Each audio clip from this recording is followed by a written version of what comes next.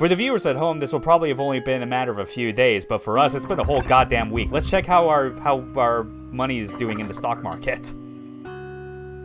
Shit. Oh my.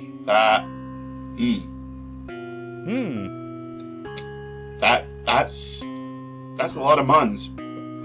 And that's after withdrawing a good chunk of those holdings into like my personal cash, because I have 2,000 now as opposed to like the 20k something I had.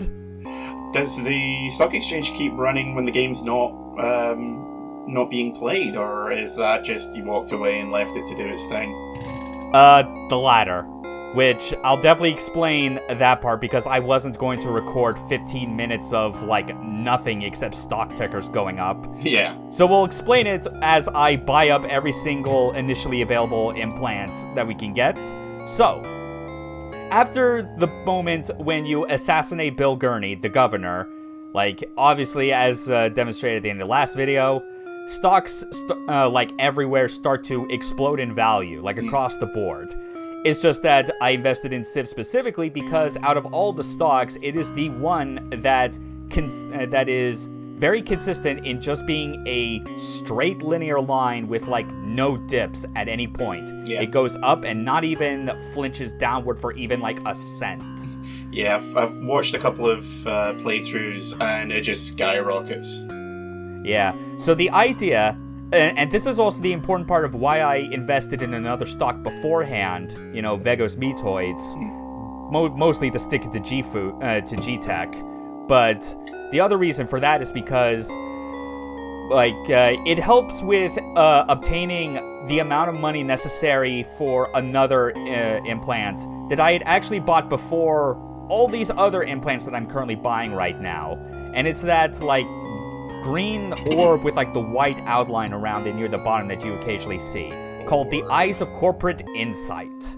What that does is that it increases the speed at which the stock market, like the stock ticker, like progresses, like significantly. It's like it's more than like a ×2 multiplier on like the speed. So the idea is that with the amount of stocks I had put into Civ, which had already been accrued from buying low into Vegos Metoids, I only needed to wait at least a couple minutes or so just to get $250,000 to buy the Eyes of Corporate Insight. And then once that's done, I equipped it and let the game idle for like, I'm pretty sure off the top of my head, it was like no more than 15 minutes. Like if I had not done the previous step of investing in Metoids, it probably would have taken like half an hour, because half of it would have been waiting slowly for the money to raise to a point that I could pull out enough money to buy the eyes. So does that work even if you just leave it to idle on the mission select screen as long as you've got it equipped, or do you actually need to be on a level for that? Yes, you can just leave it on the main menu, it will work. Like basically any place where the stock market menu is accessible. So that includes obviously levels if you want to do that, and like get some extra money if you care about, like, I don't know, fishing or something. but with how quickly Eyes of Corporate Insight just increases like the cash flow this way, it's like I was fine just like getting up for a few minutes, get a snack, come back, and then just like see just my wallet have more money than it knows what to do with. Virtually, I should add, not in real life. I fucking wish I had this much. My pockets are overflowing with cash, babies. Also, we bought a house. Ah, it's the only place in the game that doesn't look like it's riddled with cancer. On the outside. Well, true. Yeah. So we got all the implants that can currently be bought. There's obviously a number that are still waiting for us to find them in the world. And if you think I'm possibly going to show off every single implant in every single mission, no. Like some of them, especially like the armor like pieces that you could equip in the top row, are especially redundant.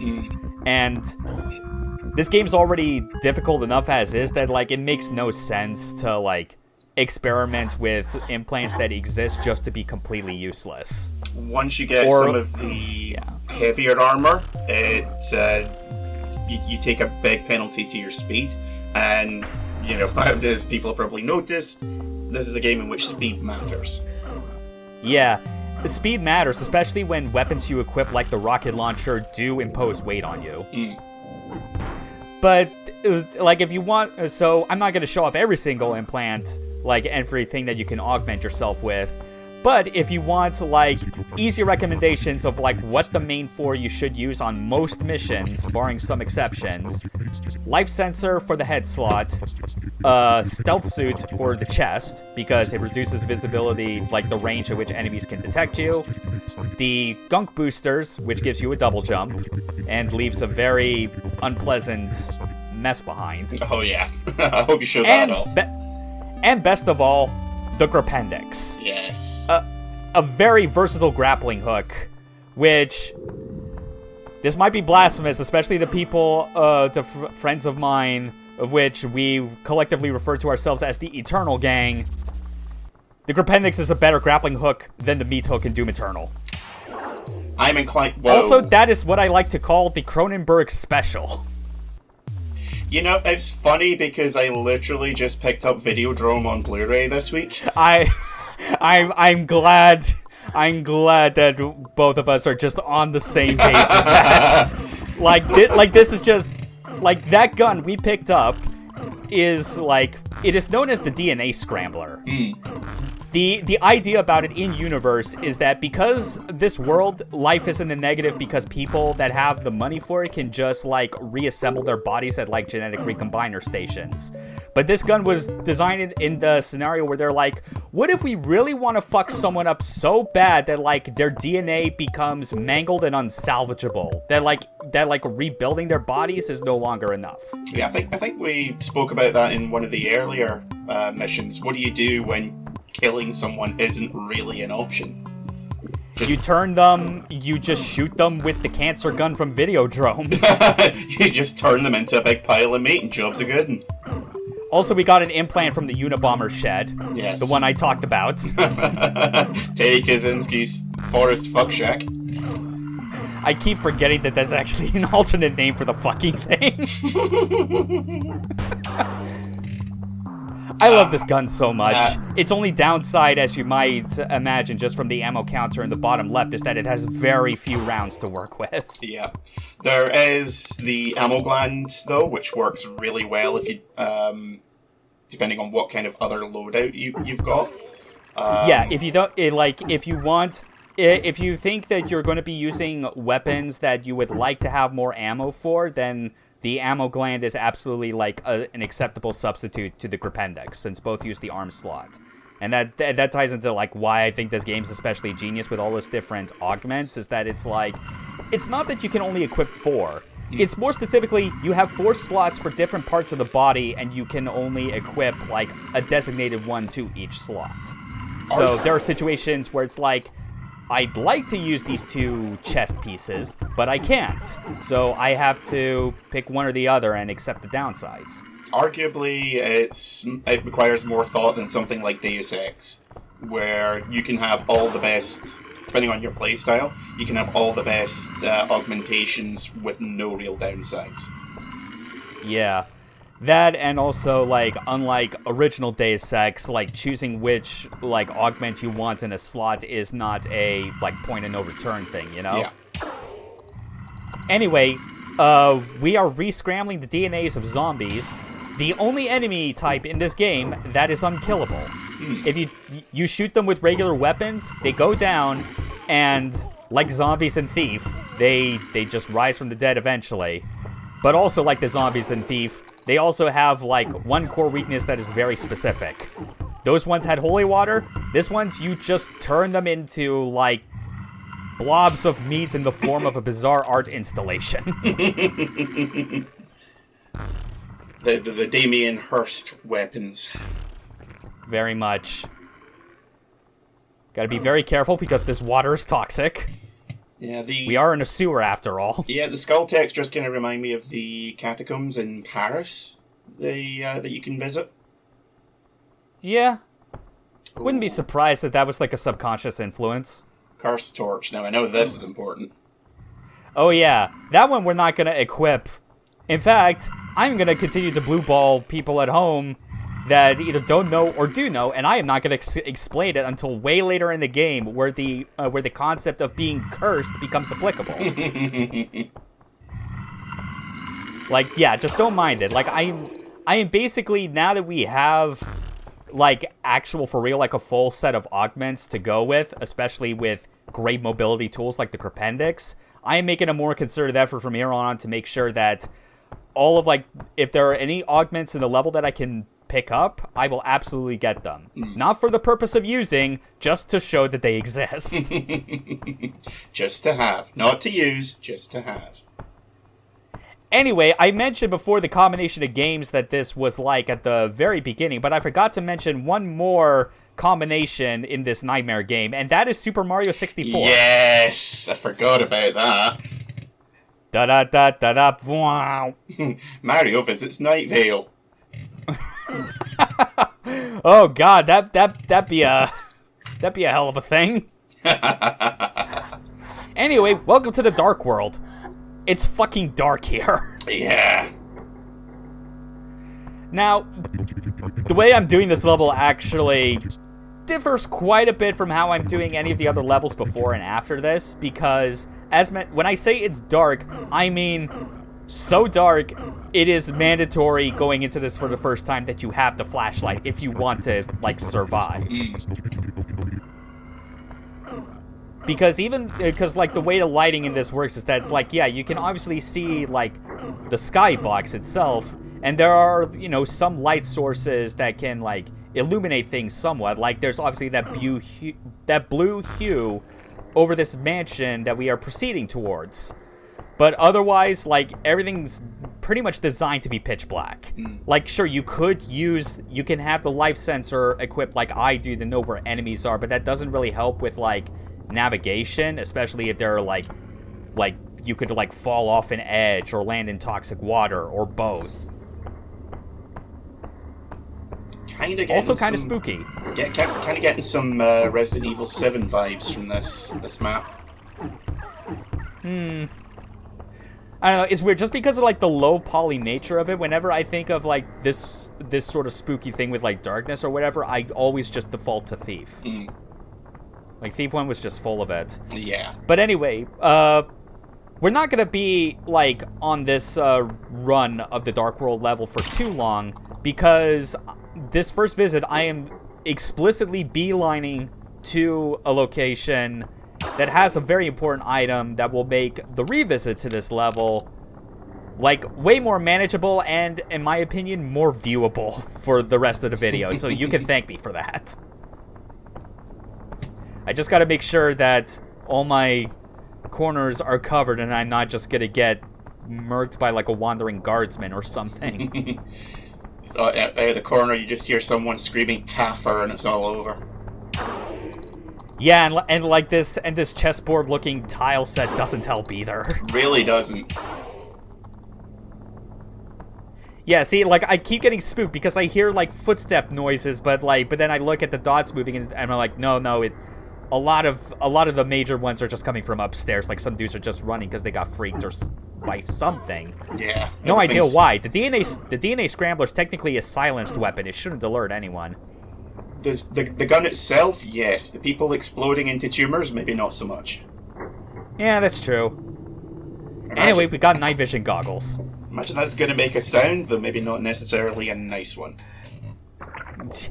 Yeah, it's just a bizarre scream before it gets, like, distorted and muffled in a microsecond. Anyway, we'll be going back to that level soon, but replacing our life sensor with night vision goggles. And replacing Crependix with the ammunition gland. Because obviously this was the level I introduced it. You bet I am going to continue using the DNA scrambler as much as humanly possible. Yeah.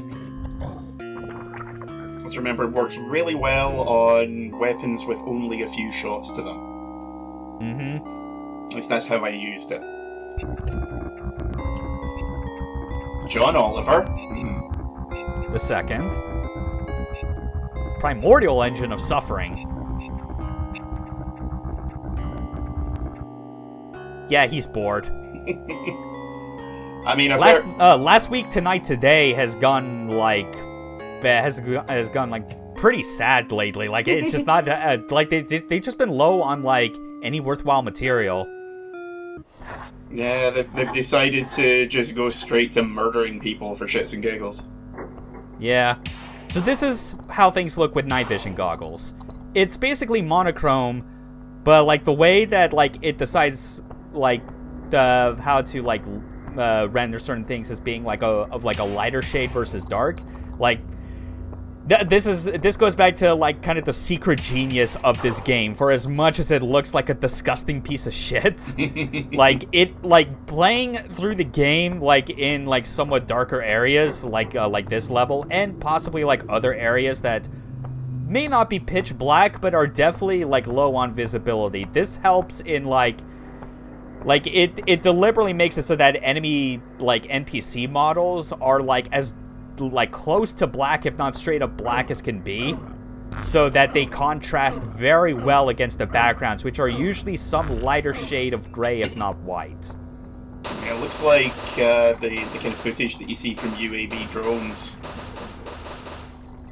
Yeah, it definitely looks like that. It probably, like, it's funny because it's like at this point, like what would you say has like consistently been like the commonly or culturally agreed upon color for like how to depict night vision in entertainment? Oh, it's always been green. Yeah, exactly. Like like green for like night vision, and like blue primarily for thermal, as long as it's not looking at any actual heat source. You know, like that's obvious. Red for vampires, sure. Yeah. And usually, like, this type of color scheme would be used by the Predator if they're specifically trying to, like, hunt aliens. Or not. No, wait, I think, no, like, if you're playing the old AVP games, this would be, like, close to, like, what the aliens, like, alternate vision mode would be. I mean, which was this exact mostly style like a color inverse. This exact style of color shows up in Predator 2 when he's going through the various different vision modes. Oh, yeah, that's right. Which is probably where they got that from to begin with. Yeah. Yeah, it's kind of hard not to ignore the influence of, like, the Predator's vision modes when it just comes to, like rendering different ways of seeing the world. Also, it's monochrome when you're looking through the X-ray visor in Metroid Prime, but that also has the benefit of being an X-ray so you can see your hand. Yeah. Totally not going to give it cancer from just staring at it. Are you suggesting that the Chozo could possibly have created technology with, shall we say, unintended consequences? I mean, no one besides Samus has been able to, like, successfully recreate the Morph Ball, so... Fair point.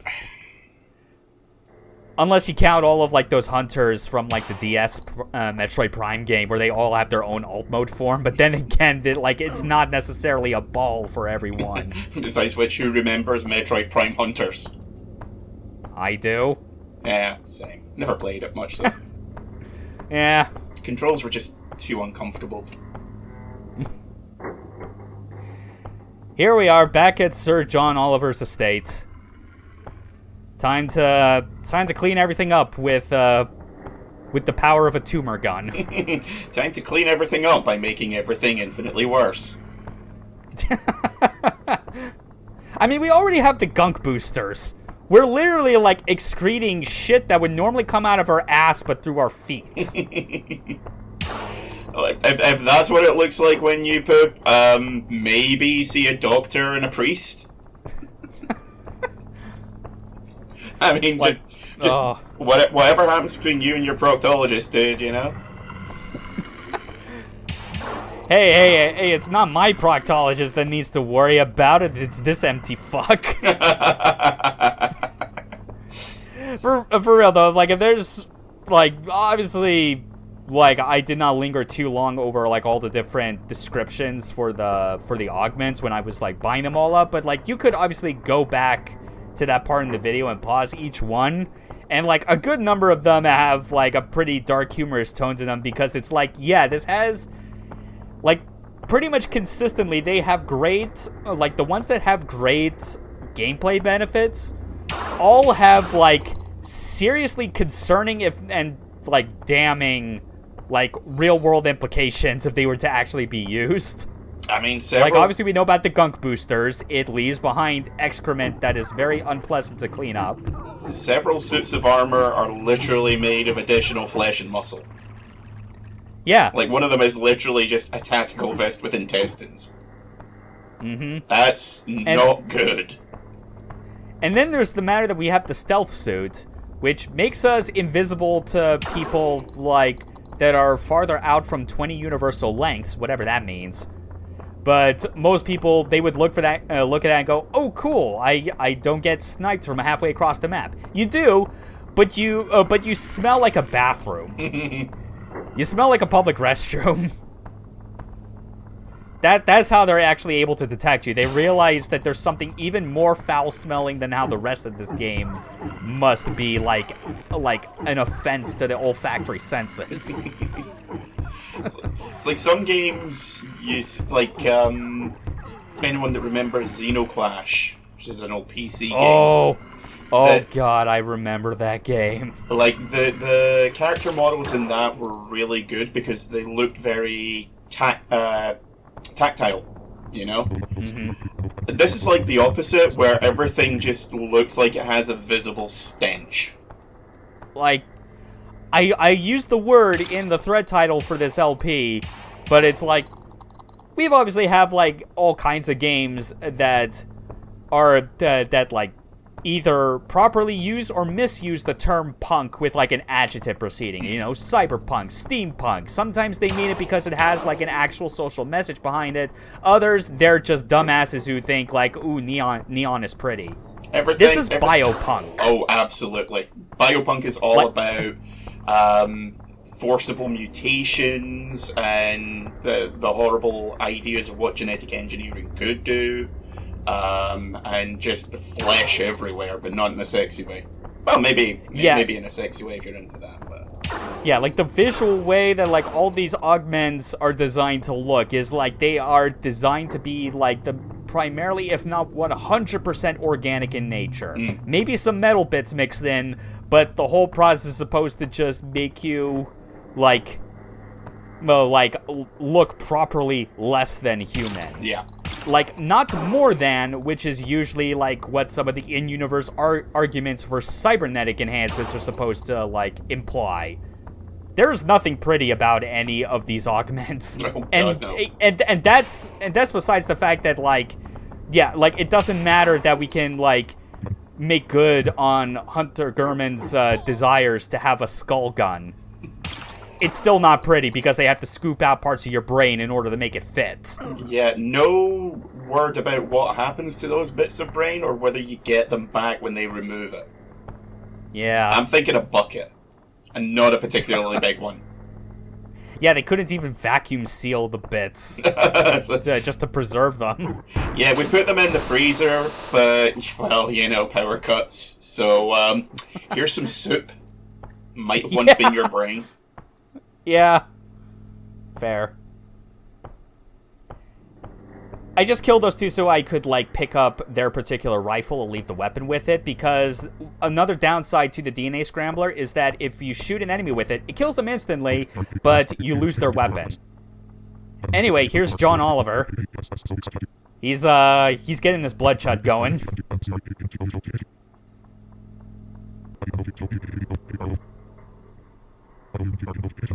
You know exactly how this is gonna end.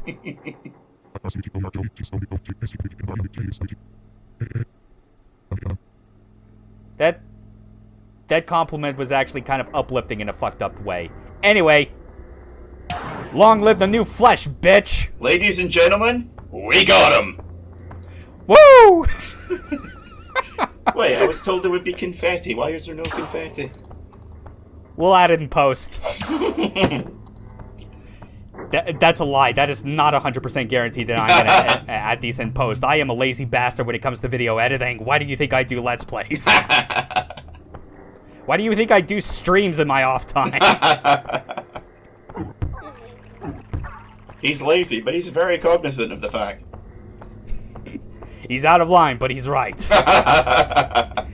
Anyway, here's the exit to the level, which is a real dick move, like, from this level, in all honesty. Because you have no idea where it is unless you comb over every bit of this map to find that there is a manhole cover. See, by this point, you should genuinely be like, oh, manholes, they generally lead to other places, but it's so easy to forget and to just completely ignore them. That and most level exits up to this point had been near the entrance. We literally went from one end of the map to the opposite. Yeah, it's... And also just like a thing to highlight, because I completely forgot to mention as far as like the level like order that is going on. This level we went to is technically one of the 4... or like 6, I guess, depending on your definitions, secret levels. This is like one of those where it's like, it doesn't come to you automatically from just beating a previous level. It has to be found. And the way I'm like ordering these levels in particular is that when I come up to the first opportunity that I can get to a secret level, I will do it before the next, like, quote, mandatory story level, whatever you want to call it. So... like, yeah, like, it's the sort of thing where, like, it's been a conscious decision with, like, this Let's Play to try and show it in as much as what I consider to be, like, a fairly restrained and normal way of going through the levels before I just completely break it over my back and break the remnants of its back over my knee again. Normal. Interesting choice of words. Yeah, just keep breaking into tinier and tinier pieces. It's I swear I don't have a problem. Welcome to the first Fractal Let's Play. So yeah, it's like just be ready that like if when I come to a level that technically has like an exit that goes to a secret level, I will be showing where that secret exit is, and then doing that secret level in the next video, and then proceed through the next. But otherwise, I'm it's funny just how every level from here on, whenever I went to record it, I had to desperately fight the urge to not just default to speedrun strats, because with all the new tools that we have available to us, it is very easy to get into that mindset. Oh yeah, gunk boosters and Gripendix, and that's really all you need. Yeah, until like you get some really fucking crazy like replacements. Well, I say replacements in quotes because even then, Gripendix still has its use, like, in the very late game, and it just makes you rethink, into like, again, for a second time, how you could go through these levels. That's why I love Cruelty Squad. See you next time as we get back to the actual story.